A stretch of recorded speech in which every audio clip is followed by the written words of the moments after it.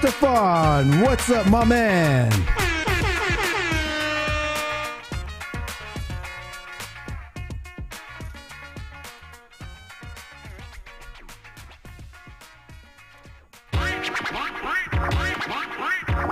Hobby, what's going on, my man?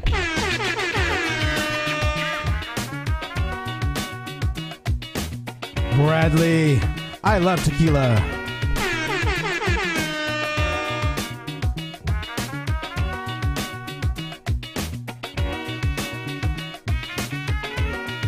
Conscious eating, let's go!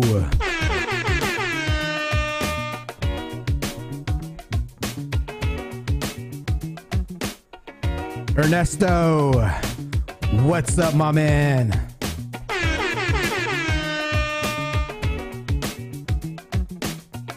All right, guys, I'll be giving away a few copies of Mastering In-House SEO. A great book for all those trying to get into it, Mastering In-House SEO.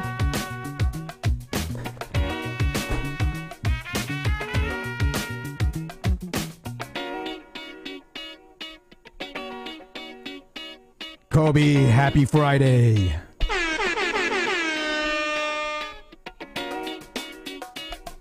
All right, today's topics, we'll be talking about in-house SEO, SEO revenue, content, and backlinks.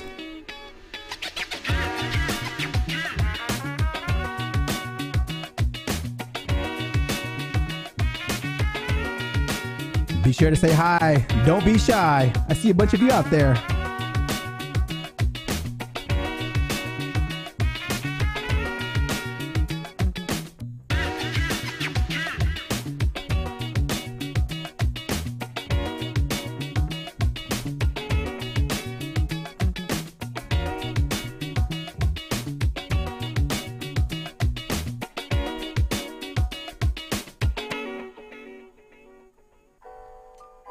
All right, I see Carol. Hello.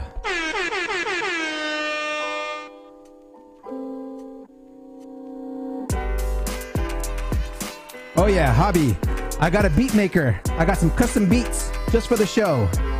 And I'll be putting out a soundtrack of all the beats I got going on for the intro music, if you like the music.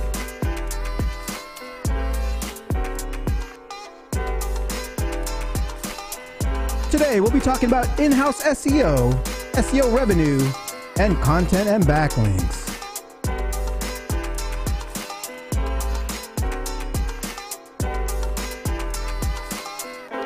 Everyone's slowly coming in. Don't be shy. Say hi. Oh yeah, Friday night, SEO in the house. What's up, CBD cakes? Where are you watching from?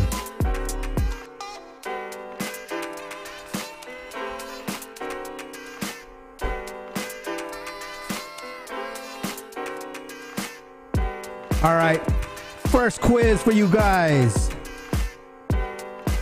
How many editions of this book has been published? How many editions of this book has been published? The first to response in the live chat will get a copy. This is an easy one.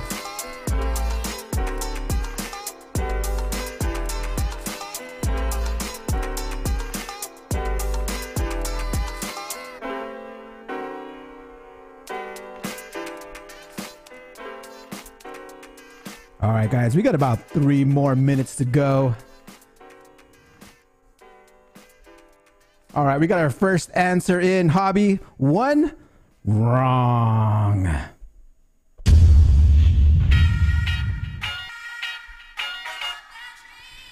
Oh, Stefan, 2nd edition. Hey, I think you already won a copy of the book. Hey, Stefan, let me know if you got a copy of the book. If not, we'll send one out to you.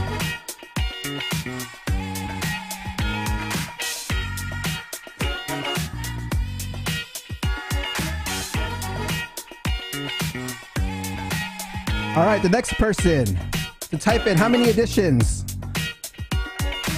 this book has been published. Mastering In-House SEO. We'll get a copy if Stefan already has a copy. Conscious Eating. I also see you at Cashflow Digital with Craig and Mike. Yes. I visit and show love on everyone's shows here on YouTube. I love SEO, as you can tell.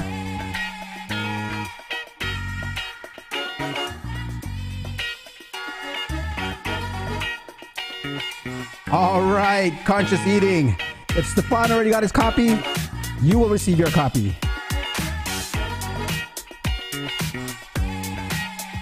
Oh, Stefan, yes. This is a great book that everyone should read. Love it, Stefan. Thank you for the review. I'm sure Simon appreciates it. Love it.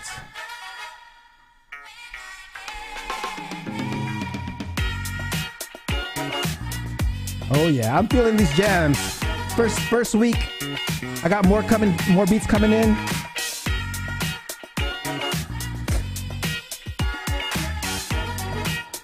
Much appreciation to Simon for all his insights he gathered.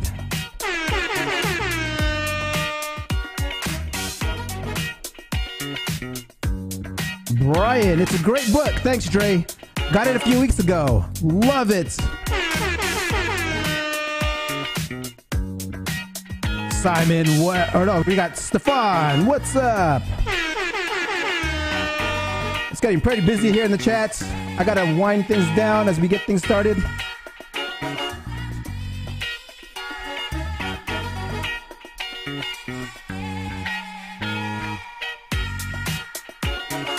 All right, guys, we got 20 more seconds to go. Today, we'll be talking about in-house SEO, SEO revenue, content, and backlinks.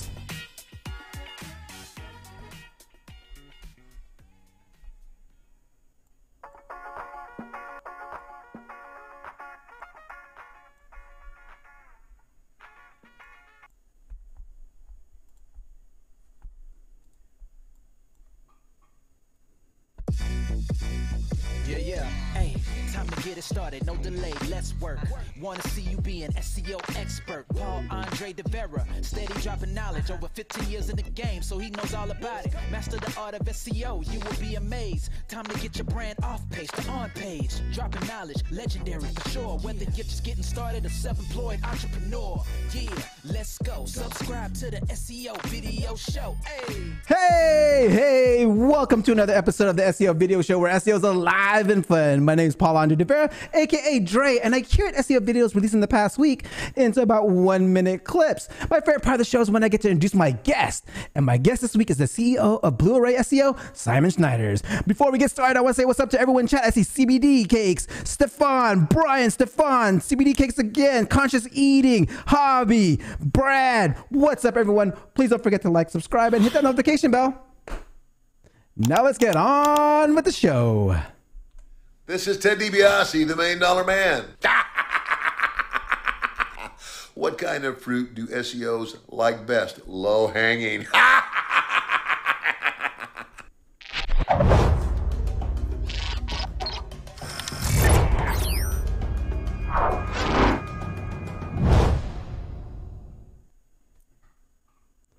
First with Google News. Google updates their search rater guidelines. The quality grader guidelines is more than 170 pages long. This guide helps make sure search is returning relevant results for the most reliable sources available. It's been my foundation for all my optimization frameworks. I'm a big believer in EAT signals and use them as a part of my ranking strategies for pages and videos. The link to the guide is in the description. SMA Marketing put out a video this week on understanding search intent. Let's check it out. So when it comes to search intent, we really are looking at the types of queries that people make and what are the expectations for those specific queries. So we've got informational query, we've got navigational, we've got commercial and transactional. When it comes to making an informational query, people just want to get knowledge. They're looking to learn something, maybe to learn something more specific about a certain topic. When somebody makes a navigational query, they're looking to get somewhere. So they might know the company they're looking for, they might know some of the basics of the information, but they have a specific direction that they're trying to go in. A commercial intent is somebody who is looking to make a purchase and they want more information on that specific product. So at this point, they're not actually ready to buy, but they're making maybe some comparisons like, the best smartphone or the best headsets, those types of questions. And it's a little bit more commercial intent because they're looking for specifics about products or companies or services.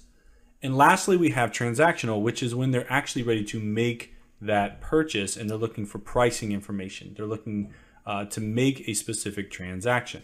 So we can break down most of the queries we see to fit within one of these buckets. Now, a majority of them are going to fall within informational. That's what people use Google for. It's an information engine, right? Why is your audience searching? What are they hoping to learn, do, receive from the search query? Be sure to watch the full video. If you're not subscribed to the SMA channel, I highly recommend it. Excellent information. William Jones, a local SEO expert, gives his #1 tip on ranking local pages. Let's check it out. Down here, Google tells you people are also asking about this stuff.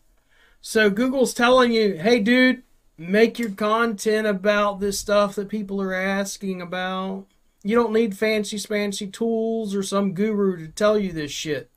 Okay, all you got to do is go to Google, put in your main keyword, plus your city. Google goes, this is what people are asking about. You know what that means? It means write about this stuff. Write about it. How do I write about it? I make tips, I make guides, I make how-tos, I make about information, I make facts, a facts page, every service page with a facts section. And there's multiple ways you could do it, okay? That's going to be my #1. William is next week's guest, so if you want to learn more about local SEO hacks, be sure to tune in. This past week, I was on Dixon Jones's Knowledge Panel shows along with Mark Asquith and Emma Jones on the topic of YouTube and podcast SEO. Let's check it out. Sure, I'm going to talk about this from a podcasting perspective. So many people do so many different things to try and butcher their way up the rankings.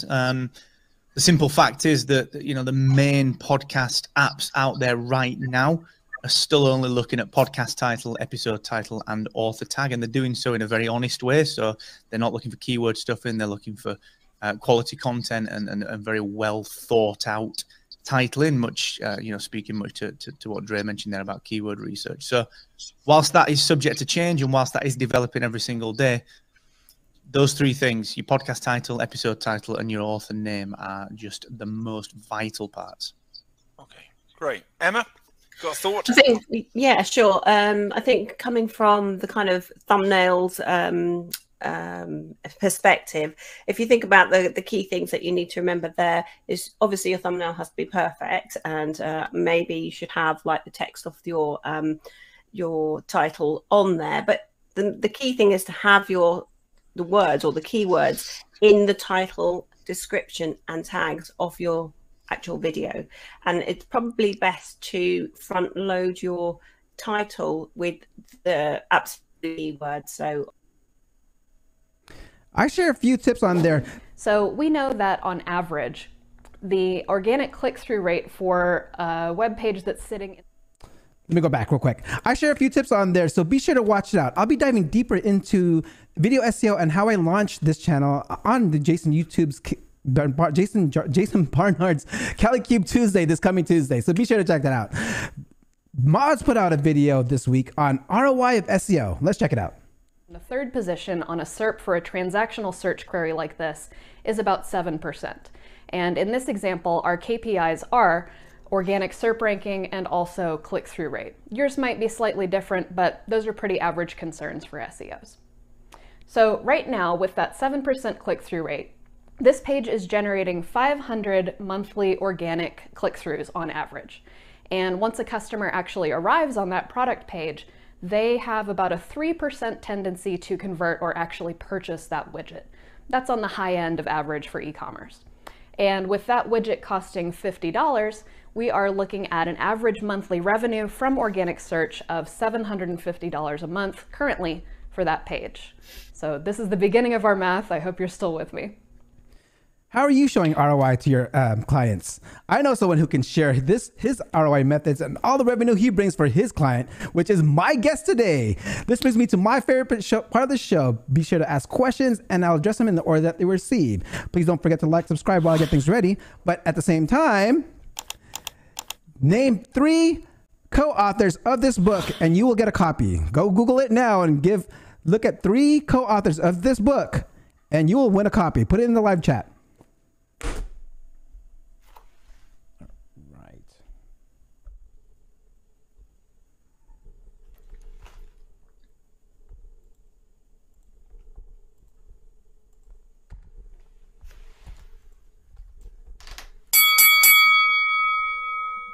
Simon spent over a decade working at the coalface of SEO, heading up the in-house teams at companies like Zoopla, Yale, and Mail Online before starting his agency, Blu-Ray. He launched Blu-Ray, trademarking the term consultancy to describe unique blend of consultancy and agency, concentrating on SEO service and nothing else. In addition to heading up Blu-Ray, he is an angel investor and investor at clickmechanic.com and SafeBuy. He is a mentor at 500 Startups, Wayra, Tech Hub. He is also the author of Amazon's best-selling book, Mastering the In-House SEO. Please welcome the founder of UK's largest specialty SEO agency, Simon Schnieders.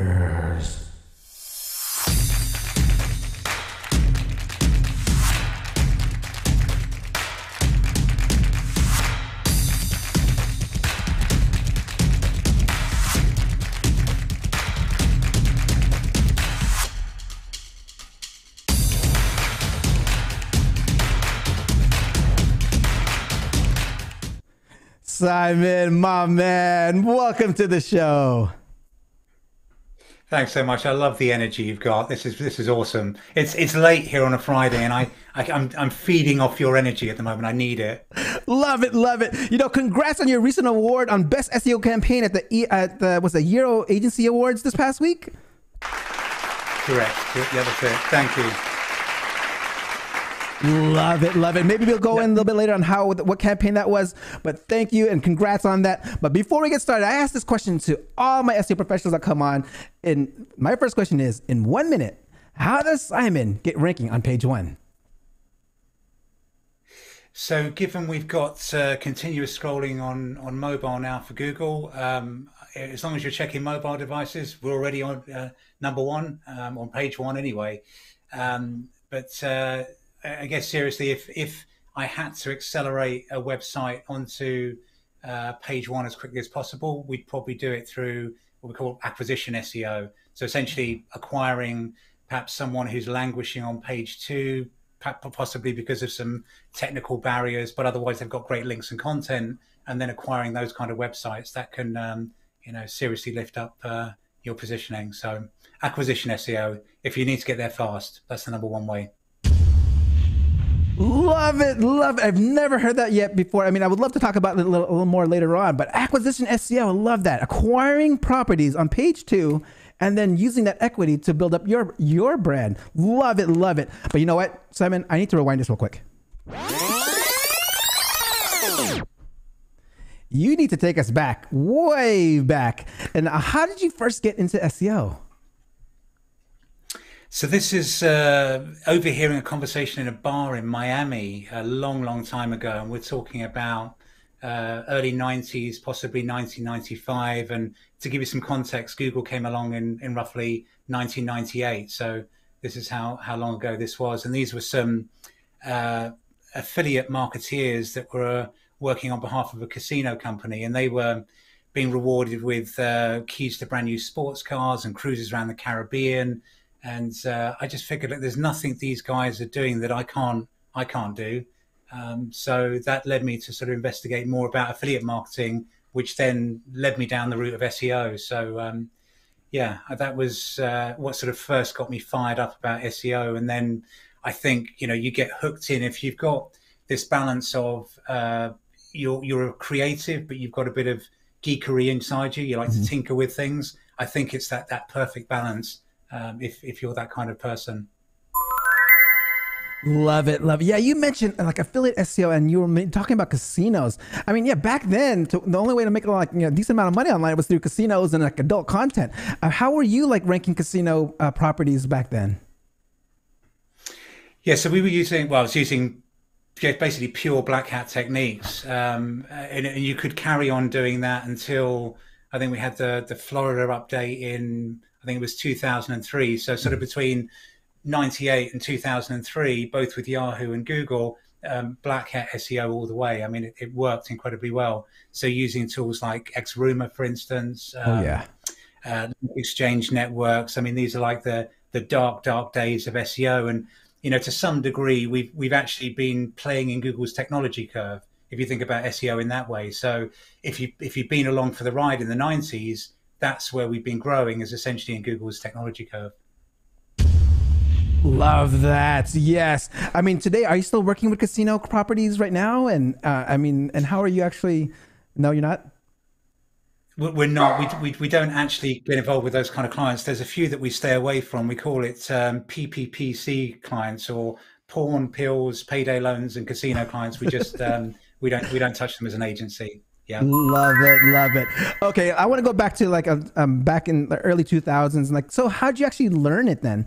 Like learn SEO. Like, were you following anyone? Were you looking at any sites? Were you know, what was your process of learning SEO?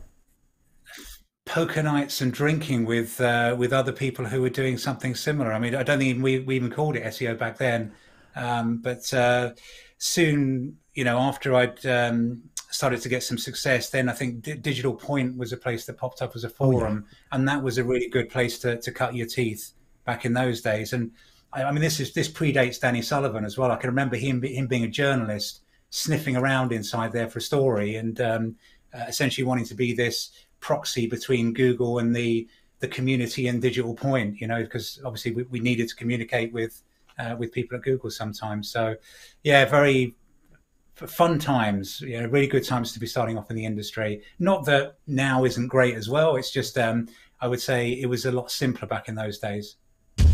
Love it. Okay, like forums. Yes. Right now you can still, there's a lot of groups now. I think more groups actually kind of replace the forum type of thing that we are doing now. And if I want to go into now the journey into Blu-Ray, like I want to know the journey of how you built it to become the largest SEO agency in the UK. Yeah, so I had quite a few in-house success stories, and I would say to a large degree they were deliberate, in the sense of I knew I always wanted to have an agency. That was something that I'd always aspired to, and I never took a role that I couldn't see a clear line of sight to success for that organization. So for instance, places like the Mail Online, which is at the time I was working there, or had finished working there, we were the world's largest English-speaking newspaper website. So we'd overtaken the New York Times by that stage. But I knew when I went in there that it had that ability to grow in that way, you know, to just completely blow away the competition.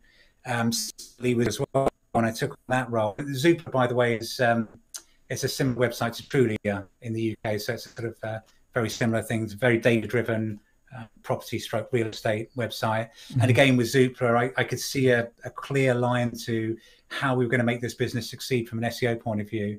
And at Zoopla, when I left them, we were doing around 16 million non-branded organic visits to that website, and I think when I joined it was around 7 million. So it gives you some idea of the growth that I like to achieve, and really off the back of those successes, so some really incredible in-house wins, and networking when you're working in-house as well, you know, making sure you're building good relationships. You know, that's really important for when you do decide to go it, if that's what you want to do. And it was always, like I say, what I wanted to do. And I could convince a few people to be my first clients, you know, people that had asked me for consultancy over the years. And I sort of said, well, if I was to go full-time consultancy, would you be happy to sign a 1-year agreement with me? And they all said yes. And that really started that ball rolling.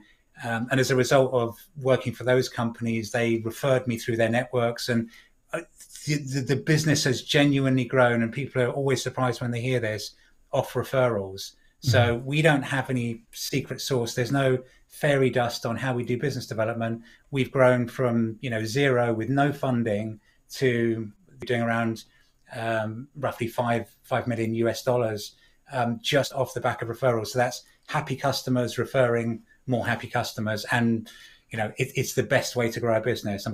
It helps with acquisition costs as well. I mean, you know, essentially you know, you don't have to do marketing.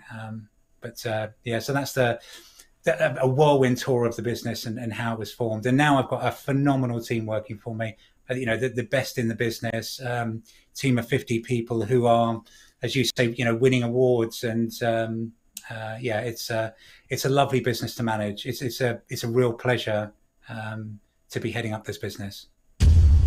Love it. Love it. Okay, so you made in-house relationships and then you moved on to starting your SEO consultancy. So I'm curious. I know there's a bunch of us out there that are somewhat in the same boat, like our in-house SEOs and want to start the SEO consultancy. So like how many clients did you actually, or that you actually found before you actually broke off and left the whole in-house life? So I was pretty risk averse at the time in the sense of, I had a young daughter, still have that young daughter. She's not so young anymore, but I was risk averse, so I had to make sure that I had enough clients to be able to support an income for me. And so initially it was 3 customers that had signed up for a 1-year agreement, and with those 3, like I say, having them essentially be these incredible advocates of what I was doing and the way I was delivering results. That's what really grew the business. So I think you've got to be showing real success for those early customers in order to be on the lips of them whenever they're talking to other people about who are you guys using for SEO, for instance. You've got to be needing really moving the needle for them. Love it. So show off early success with clients and they'll just be a referral engine. Love that. Okay, so we actually got a question here from Stefan. Hi, Simon. Do you consult on the business side of the client, or do you focus purely on the SEO activities? Well, the two are interlinked, right? I mean, we're ultimately charged with delivering return on investment for our customers. So, if you consider that to be the business side and SEO to be something separate, I don't. That they are combined together. They are one thing, unless I've misunderstood the question, but. Yeah, they're a union. You can't sell SEO, you can't grow SEO without business cases nowadays. Businesses demand it, and rightly so. Love it, Stefan. I hope that answers your question. But you just talked about them showing ROI. That's one of the questions that I actually wanted to talk about. Like how does in an agency, how does your agency in particular kind of show off the ROI and like even generate revenue for the the businesses that you work with? Yeah, so we built something that we call North Star goals, and very early on in the relationship, we'll have clear line of sight on what those North Star goals are. That's one of those things that we've trademarked, by the way, is North Star goals.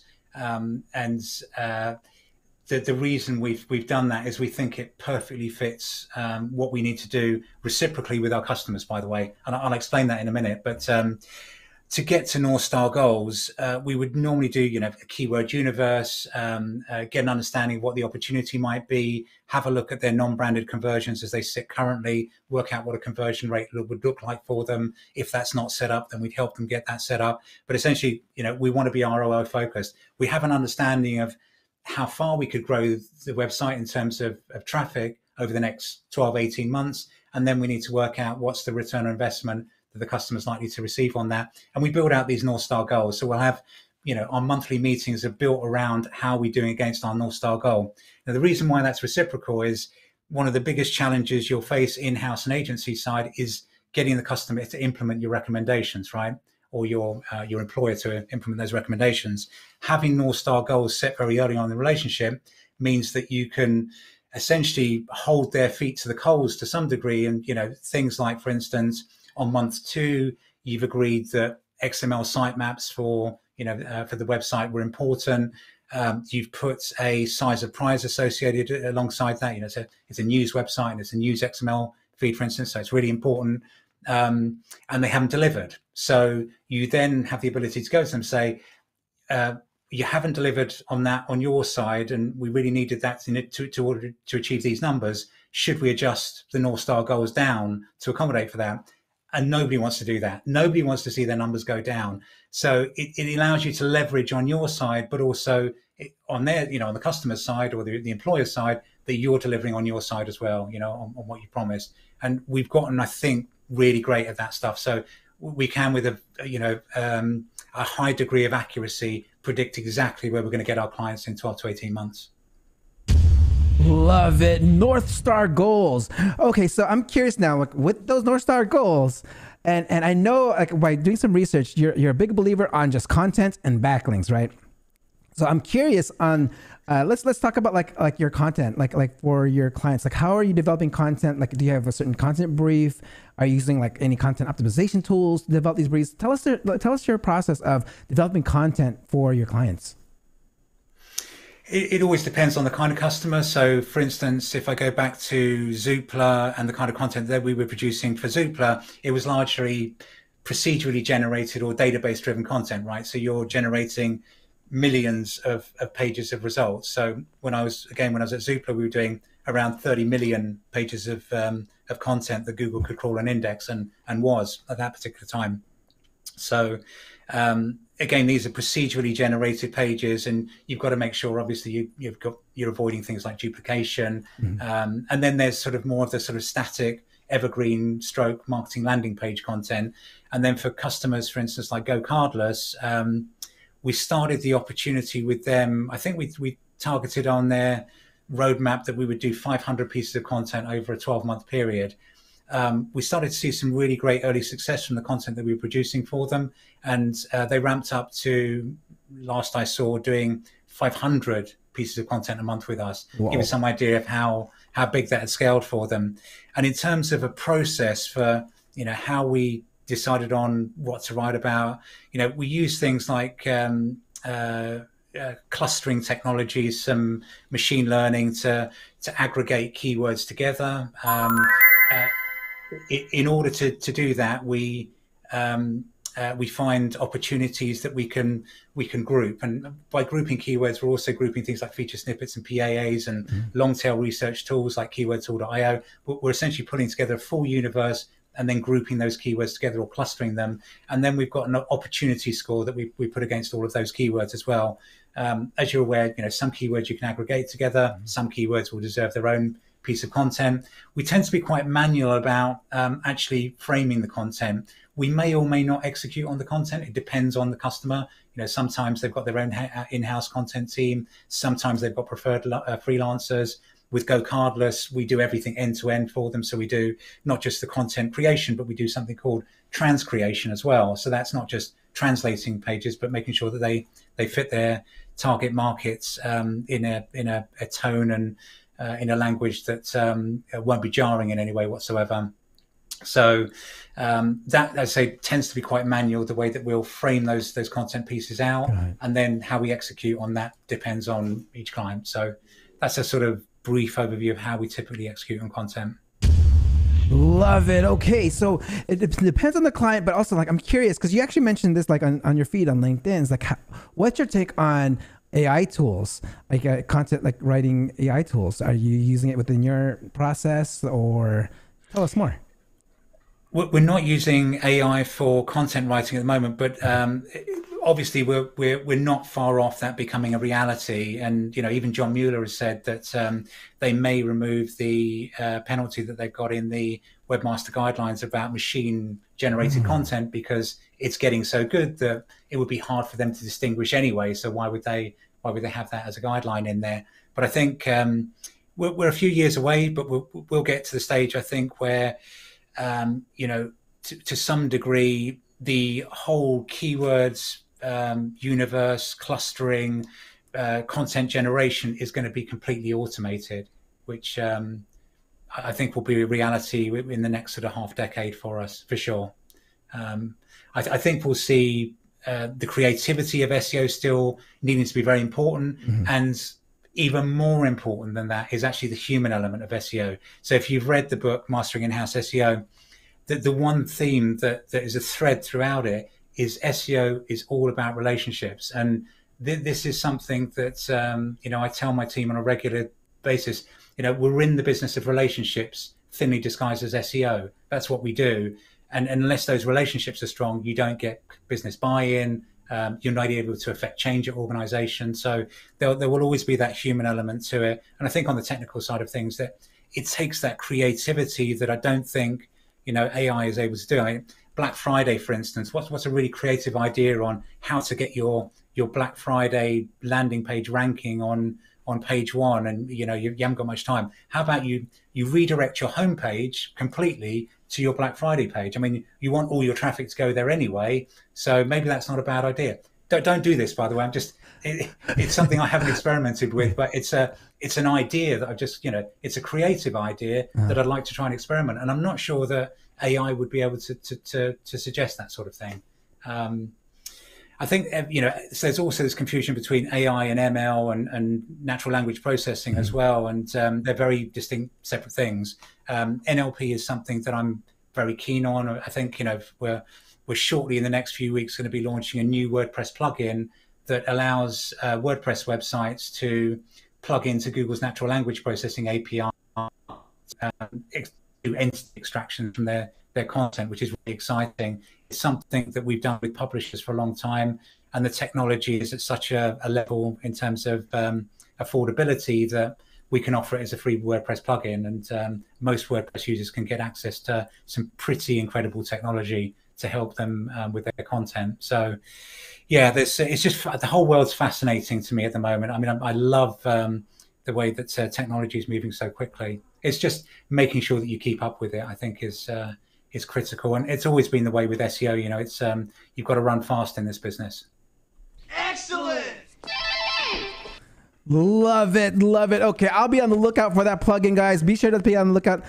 Will it be in the WordPress repository? Do people search it? Can they search it to get this plugin? It's not available yet. It's in beta, but it will be released into the wild within the next few weeks, I'm sure. Yeah. Love it. Okay, so I wanted to go to the second part of my question, where the one thing you also believe in is backlinks. And I want to go back to maybe even back to the one strategy that you were talking about earlier on was it acquisition SEO? Was that how you referred it to? Or correct? Yeah, acquisition SEO. Yeah. Can you tell us more about this acquisition SEO, and how has it worked for you? And I'm curious, like the results that you've gotten. Yeah, so I've had some incredible people I've worked with over the years, and one of them was a guy called Alex Chesterman, who was the founder of Zoopla. Again, it's a sort of Trulia equivalent in the UK, and he basically sort of said, that my pockets are as deep as they need to be to win on SEO, and that's a great thing to hear when you're working in house. Is essentially budget is unlimited, and there were a bunch of players in the market. It was a very fragmented market at the time. You had a bunch of very similar websites all doing the very similar things, and it was ripe for consolidation. So currently what exists in the UK is quite a cozy duopoly. You've got Rightmove and Zoopla and not much else really appearing at the moment. But back then it was probably a dozen websites all doing the same thing, most of them pretty badly. But those websites had some great links and some content that we could redirect on an equivalent basis. So essentially started to have discussions with those businesses to try and go into acquisition SEO, which is essentially, when you're doing acquisition SEO, you're not acquiring the technology or the people in the business. You're just interested in moving PageRank from their website to your website, essentially. And so we identified a bunch of sites that we thought were ripe for acquisition. Up My Street, Prime Location.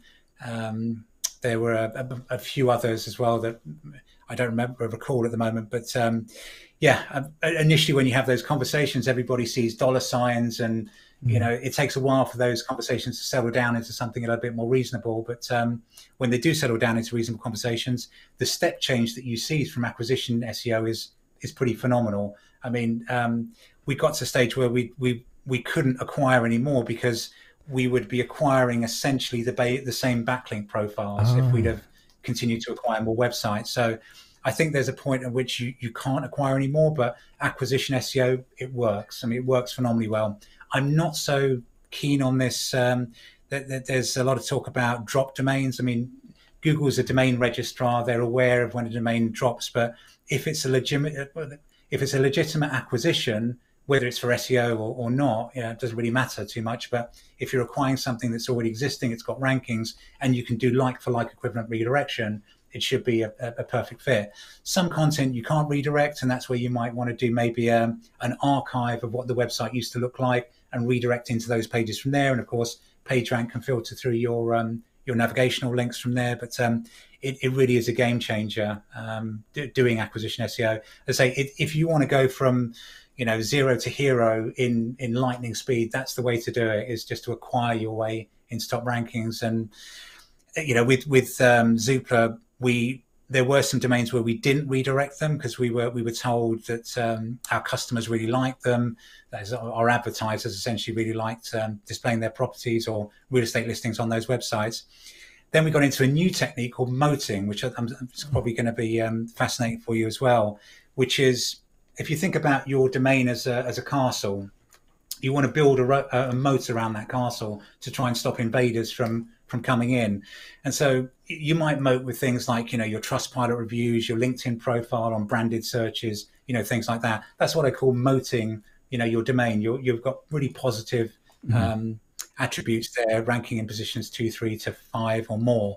But we were acquiring domains and then finding we couldn't redirect them. So the challenge came to me, Simon, I want you to rank Zoopla #1, and this new domain that we've acquired, I want that to be #2. And you're thinking, well, how on earth can I do that? Because essentially it's duplicate content. How is that even possible? And actually it is. I mean, particularly if you're dealing with e-commerce websites or listing websites where you've got search results pages, that you can shuffle the furniture enough that Google will see value difference between those domains. And that's essentially what we did. So if you want a top secret about the difference between prime location and Zoopla, for instance, is we just shuffled the search results sort order. So the Zoopla is most recent listings and prime location is highest price, but otherwise the content is pretty much exactly duplicate. And you can get 2 domains ranking in search, and you don't even have to stop at 2. You could go 10 domains in search as long as you're showing some value difference between those, and they can all be the same owner. So that's aggressive moating as well. So, I mean, these are very, very commercially aggressive techniques. Love it. CBD Cake says, show me the money, Simon. Love it. Love it. Those are some great knowledge bombs. Creating a moat with domains, and then this acquisition SEO. Love it. We have a question here from Hobby about backlinks. And he asks, how to start an SEO backlinks campaign for a multilingual movie about smuggling secret data on SIM cards, which takes place in Vietnam, Bangladesh, Russia, Poland, Germany, Holland, UK, and Mexico.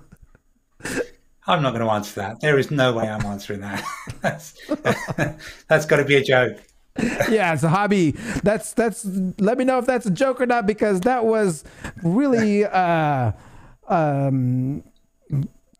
topic. Off the wall, yeah. All right.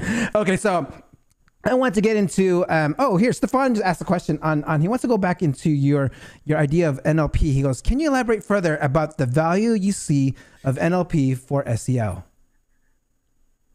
Sure. So essentially NLP goes into entity extraction, and entity extraction is really where the value is from an SEO point of view. So back in my days at the Daily Mail, we found that if we were trying to rank for a celebrity name, we'd do very well for a period of time. We'd produce a bit of content, it would rank for 24, 48 hours, and then it would just dissipate down the rankings. And that's something called query deserves freshness, which we should all be aware of, is that, content that's fresher, particularly when it's and really only when it deserves freshness, and that's absolutely key, particularly around celebrity terms, it will start to get high position just because it's fresher. So we needed a way to ensure that we were always consistently high for these celebrity names. So we came up with this idea of doing hub pages around entities, which you'll see most newspaper websites doing nowadays. But I think Mail Online was one of the first, if not the first, to do it, where we were essentially aggregating content around an entity, a person. So an entity, by the way, is a person, place, or thing.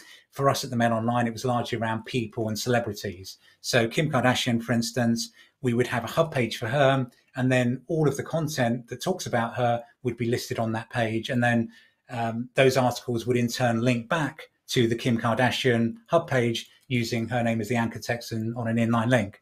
So NLP or entity extraction can automate that process for you. And it does so without needing to know that Kim Kardashian is a person. It would just be able to look at the semantics surrounding that particular word and know that this is a person. And it would also use something called saliency to know how about that person, that particular bit of content is. So it's a fascinating area of search. You should definitely dive into it. If you want to automate the grouping or clustering or categorization of your content, then NLP and entity extraction is something you should definitely look at. If you're going to rely on humans to do it, it doesn't always work. I mean, we found at the Mail Online, it was impossible to get journalists to tag their content. So we had to go for an automated solution, which is where NLP comes into play. And it's so affordable nowadays. I mean, it's incredible, the technology that Google has made available through their natural language processing API. So I definitely would impress on you to go tinker with that. It's very cool tech. Love it, Stefan. I hope that answers your question. We have a question here by Conscious Eating. Besides acquisitions, what is your favorite backlink strategy? A favorite backlink strategy is, I mean, it depends on the kind of clients, but let's say we've got a marketplace customer, essentially creating incredible profile pages on these customers that showcases them in such a great light that they would want to link back to their profiles. So, you know, you've got a website, for instance, that's got a musician's marketplace, for instance, so you can book a jazz musician on there, that sort of thing. You're creating these amazing profile pages that might even look better than their own website. I mean, that's what you want to try and get to. You also want to be able to interview those customers so that you can get some unique content on those pages. So you're not, you know, cutting and pasting from their About Us page. But if you've got some great unique content on there and it's presented in a really great way, that's a great way to then reach out to those customers and say, we've got this incredible profile page and here's some ways that you can link back to it. I think things like that, where it's very scalable, I really like. There's a lot about what's done in digital PR at the moment, which is ineffective. And by ineffective, I mean there is lots of campaigns that are produced that aren't topically relevant to the industry or the website that the client is focused on. And that just doesn't work. It drives metrics like domain authority, and you can say, we've achieved 400 links for a particular campaign, but is it moving the needle on your SEO? It's unlikely. Google's very good at understanding whether or not it's actually an editorial citation or it's a bit of content that is really largely irrelevant to what you do as a product or service. Love it. Quality profile pages and having that link back. Love that. Okay, Conscious Eating, I hope that helps to answer your question there. I want to get right into the book, the Mastering In-House SEO book. All right, guys, another quick quiz for you guys. What year was edition 1 published? What year was edition 1 published? And you'll get a copy of the book. I believe that would be the 3 books that will be given out today. What year was the first edition of Mastering In-House SEO book published? Okay, now to Mastering In-House SEO. I'm curious, what made you even come up with the book and making the first edition? Well, I think in-house SEO is a very lonely profession at times. You know, you're often the only person within the organization who has any clue what you do. And it can feel, like I say, incredibly lonely. So I think I wanted to allow in-house SEOs to feel part of a bigger community. And the book, I think, has largely achieved that. You know, that you've got these incredible case studies. And I mean, there's some incredible case studies in there where people are giving away the keys to the kingdom. I mean, you've got, you know, Fabrizio from Wise in there talking about exactly how he scales, you know, the content efforts for Wise.com.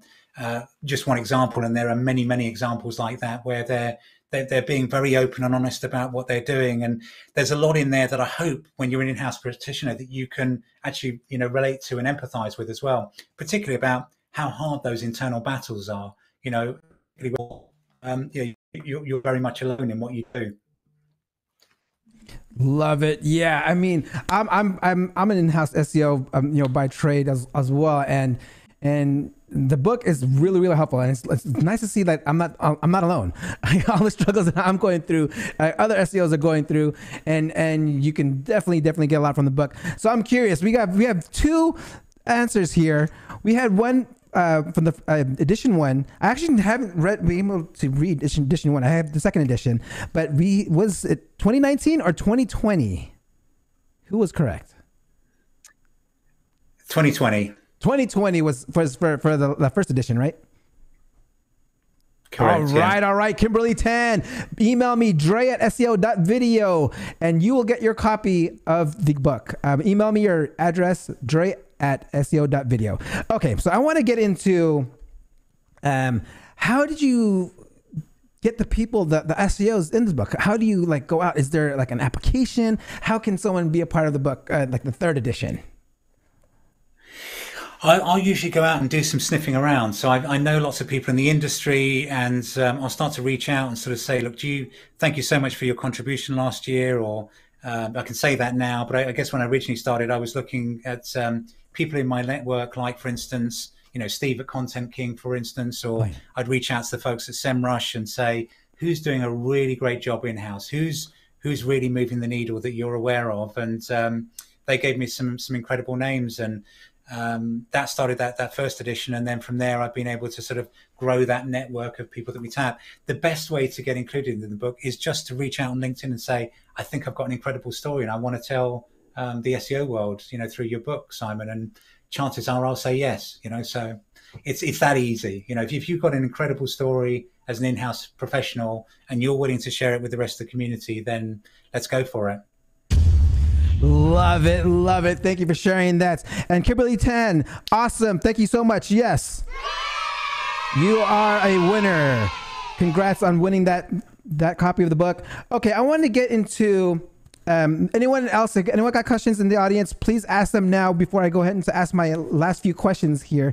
And I wanted to see, let's see if there was any other questions that I missed. All right. Okay, guys, be sure to ask them while I ask my last few questions here. So I want to know, one thing I always ask all my SEO professionals that come on board here is, actually, no, we did get one here. I want to, by hobby, before I ask the question, I actually did want to touch upon this because you have an academy. You have courses and you mentor and you teach SEO. So I'm curious, what does it, let's talk about that. But hobby's question here is, what does a user achieve with the Blu-Ray Academy SEO Manager certification?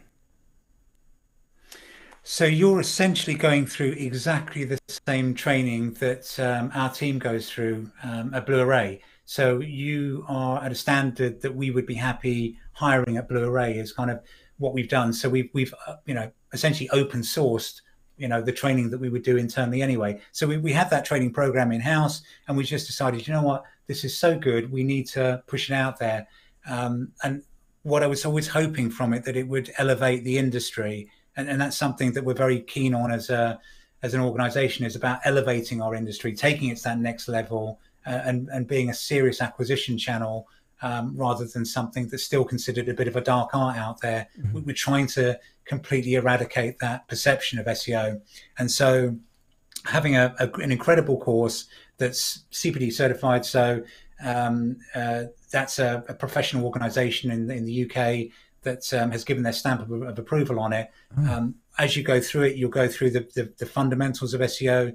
You'll go through some of the more advanced elements of it, both on technical content and the link side of things. But you would be at a level that we would be happy hiring at Blu-ray is where you would get to at the end of it. Just so... So I was going to throw one other thing in there as well. We are actually going to be making a technical SEO certification available at the end of this year. So you can get certified in technical SEO as a standalone, and we're going to make that free globally. So that's something that's going to be completely free, and it will be available globally at the end of this year. Love it, guys. Be sure to, I believe you actually have a newsletter that you put out, right? Every Sunday, from what I remember. So you'll be able to announce this also if you sign up for your newsletter. Is that what? And what else can people learn about your newsletter?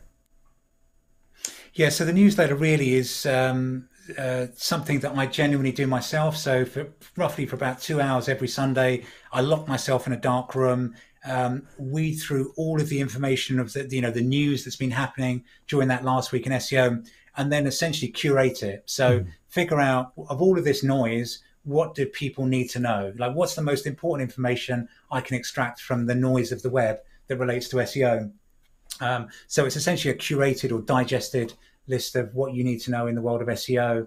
It's doing incredibly well. We've got well over 4,000 subscribers to that particular newsletter, and get lots of great feedback about it. So go ahead, please subscribe. I think you'll find it incredibly helpful.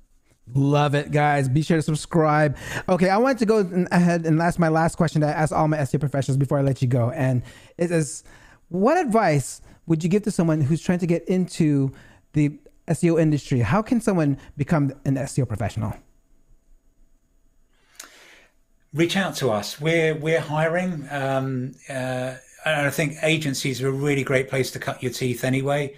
You may have ambitions to go in-house at some future stage, but agencies will give you a broad view on a multitude of different industries, different websites that you can work on. There are lots of experiments that we're doing concurrently for all those websites as well. So we will grow your knowledge in a way that you will not be able to achieve anywhere else.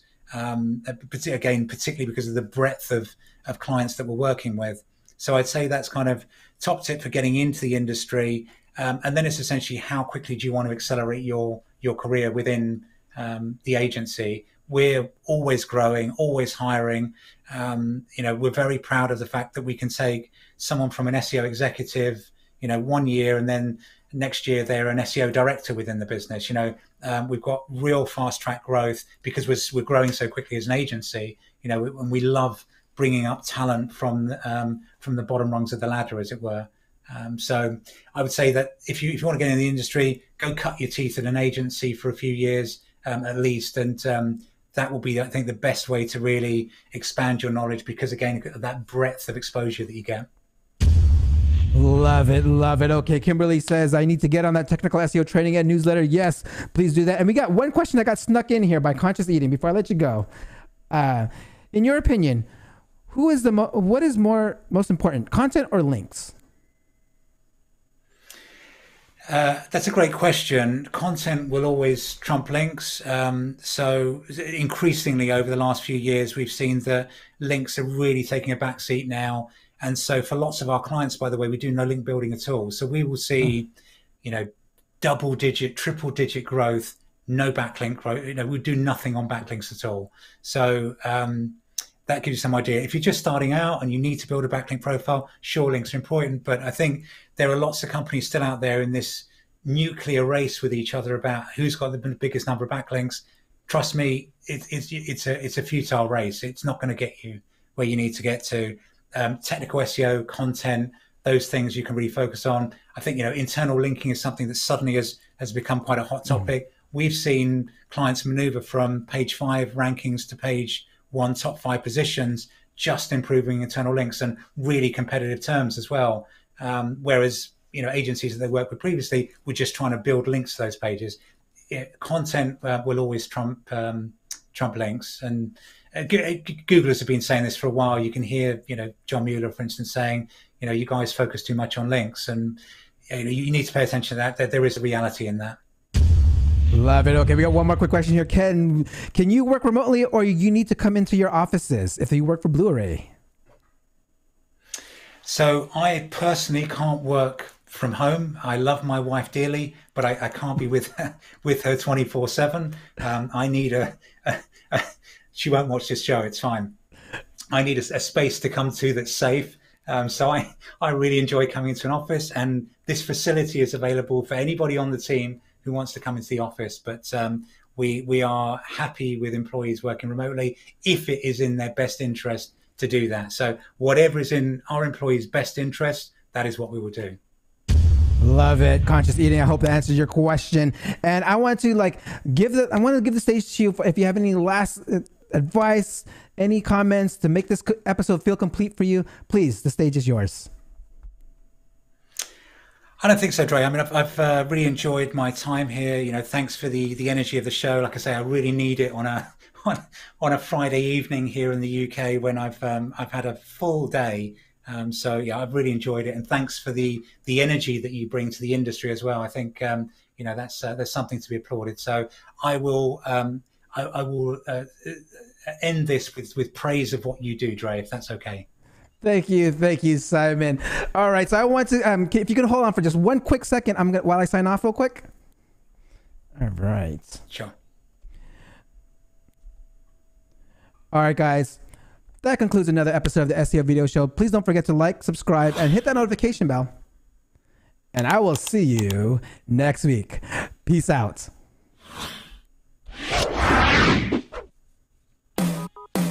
Thank you for watching. Hope you come back next week. Make sure to subscribe. You don't want to miss a thing. Hope you learn something new, because the vibe is incredible. From the special SEO professionals, SEO video show. Let's work. Want to see you be an SEO expert. Paul Andre DeVera helping you step it up. No delay right now. Time to level up. Hey, thank you so much for watching. Make sure to subscribe. Woo!